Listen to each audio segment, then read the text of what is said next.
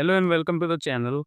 This is Shubham, and today we will do past perfect continuous negative and interrogative sentences. इसका structure हम देखेंगे और कुछ examples हम लेंगे और उसको ट्रांसलेट करेंगे इंग्लिश के अंदर, जिससे कि हमें क्लैरिटी रहेगी. So without any further adieu, let's begin. Negative sentences की जब हम लोग बात करते हैं, तो नेगेटिव सेंटेंस को पहचानने का एक बहुत ही सिंपल सा तरीका है. हमने पीछे भी जितने भी सेंटेंस वहाँ पर किए हैं, उसमें भी हमने इसी तरीके को फॉलो किया है. तरीका ये है कि किसी भी सेंटेंस में जब आपको नहीं शब्द मिलेगा, तो वो जो सेंटेंस होगा वो आपका नेगेटिव सेंटेंस के अंदर आता है. तो अगर आप एग्जाम्पल से देखना चाहते हैं, तो इसका एग्जाम्पल हो जाएगा, वह है कल से स्कूल नहीं जा रहा था. या फिर एक और एग्जांपल हम लोग देख लेते हैं. तुम 10 साल से दिल्ली नहीं जा रहे थे. तो इन दोनों सेंटेंस में हम देखते हैं कि नहीं जो शब्द है वो बीच में आ रहा है, और यही हमें दर्शाता है कि कोई जो सेंटेंस है वो नेगेटिव है या फिर नहीं. किसी भी सेंटेंस में जब नहीं शब्द आ जाता है, तो वो सेंटेंस जो होता है आपका नेगेटिव कहलाता है. इसका स्ट्रक्चर जो है वो भी बहुत ही सिंपल सा स्ट्रक्चर है. अगर आप इसके स्ट्रक्चर की बात करो, तो जैसा कि स्ट्रक्चर आपका सिंपल का होता है, उसमें हम ज़्यादा कुछ चेंज नहीं करते, बस एक नोट को ऐड कर देते हैं.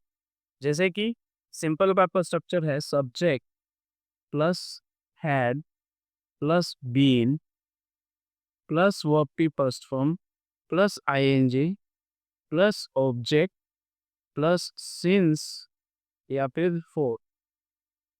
तो ये आपका सिंपल का स्ट्रक्चर है जो हमने पिछले लेक्चर में पढ़ा था. अब नेगेटिव करने के लिए इसमें ज़्यादा कुछ छेड़छाड़ करने की ज़रूरत नहीं है. सिर्फ एक वर्ड है नेक नॉर, वो इसमें ऐड हो जाएगा.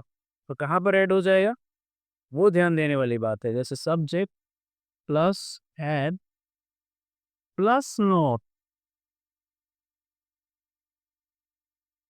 प्लस बीन प्लस वर्ब की first form plus ING plus object और आखिरी में सिन या फिर फोर. तो ज़्यादा कुछ चेंज नहीं करना, बस एक नोट को जोड़ना है, वो भी हेड और बीन के बीच में. ये आपका हो जाएगा नेगेटिव. ये आपका नेगेटिव का स्ट्रक्चर जो हो वो हो जाए. ऊपर कुछ हम लोगों ने एग्जाम्पल लिए थे, उसी को क्यों ना हम लोग चेंज कर देते हैं इसी स्ट्रक्चर की मदद से इंग्लिश ट्रांसलेशन के अंदर, जिससे कि हमें एक बेटर अंडरस्टैंडिंग हो जाएगी नेगेटिव सेंटेंसेस के बारे. वह कहता है वह कल से स्कूल नहीं जा रहा था. इसका हो जाएगा he had not been going to school since yesterday. हमने सिंस इसलिए लगाया क्योंकि हमें पता है वह कब की बात हो रही है. फिक्स टाइम पीरियड हमें दिया है कल से, तो हमें पता है कब की बात की जा रही है, इसलिए हम लोगों ने यहाँ पर क्या लगा दिया है, सिंस. नेक्स्ट दिया है तुम 10 साल से दिल्ली नहीं जा रहे थे.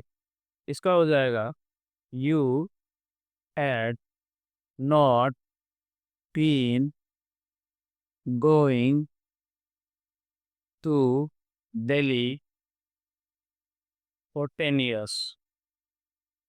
फॉर 10 years भी कह सकते हो, फ्रॉम 10 years भी कह सकते हो, क्योंकि हमें नहीं पता कि यहाँ पर कौन से 10 सालों की बात की जा रही है. तो एक फिक्स टाइम पीरियड नहीं है, एक सर्टेन टाइम पीरियड नहीं है, तो वहाँ पर हम लोगों ने क्या लगाया, ओ. तो ये था आपका नेगेटिव सेंटेंसेस. आई होप आपको समझ में आया होगा. सो आगे बढ़ते हैं इंटेरोगेटिव सेंटेंस की ओर। इंटेरोगेटिव इंटेरोगेटिव की, जिससे हम हिंदी में बोलते हैं प्रश्नवाचक वाक्य। तो जब इंटेरोगेटिव की बात करते हैं तो जैसे हमने पिछले इंटेरोगेटिव सेंटेंसेस को पढ़ा है, जितने भी सेंटेंस के अंदर, उसमें उसमें जो रूल लगा है वो रूल यहीं पर भी अप्लाई होगा। जब वाक्य की शुरुआत में आपको क्या मिल जाएगा और उसके साथ वाक्य के अंत में आपको क्या मिल जाएगा, क्वेश्चन मार्क। ये दो चीजें ही बताती हैं कि कोई सेंटेंस जो है वो इंटेरोगेटिव है या फिर नहीं। स्टार्टिंग में वाक्य के, सेंटेंस के स्टार्टिंग में आपको मिल जाएगा क्या, और उसके आखिरी में मिल जाएगा आपको क्वेश्चन। तो अगर आप इसका एग्जाम्पल देखना चाहते हैं तो इसका एग्जाम्पल ये हो जाएगा, क्या वह हम्म,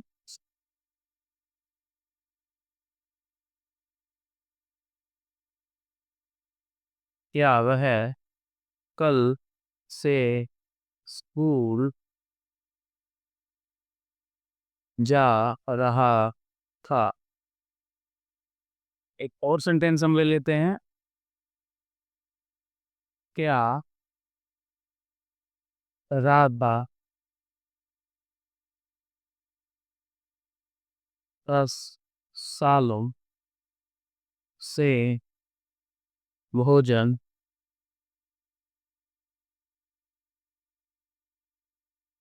खा रही थी। तो सेंटेंस में जब आप देख रहे हैं कि शुरुआत में क्या है, क्या, और आखिरी में क्या आ रहा है आपका, क्वेश्चन मार्क, इस तरह के जो सेंटेंसेस होते हैं वो कहलाते हैं आपके इंटेरोगेटिव सेंटेंसेस। और ये हिंदी में बोले तो क्या वाले वाक्य या फिर प्रश्नवाचक वाक्य। इनको बनाने के लिए जो स्ट्रक्चर आप यूज करोगे, एक सिंपल सा स्ट्रक्चर है जिसका यूज हम लोग करेंगे। ज़्यादा उसमें कुछ चेंज नहीं करना है, जैसे कि हमने पहले भी इतने भी स्ट्रक्चर किए हैं इंटेरोगेटिव वाले। सबसे पहले हेल्पिंग वर्ब जो है वो पहले आ जाएगा, तो आ जाएगा इसमें हैड, के बाद आ जाएगा आपका subject plus in plus verb की first form plus ING plus object, और आखिरी में आ जाएगा बस सिंस या किट फॉर।